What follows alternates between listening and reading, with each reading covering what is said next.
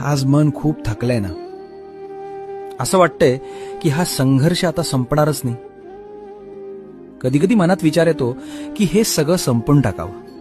हे जीवनच नको. कोणासाठी जगायचं?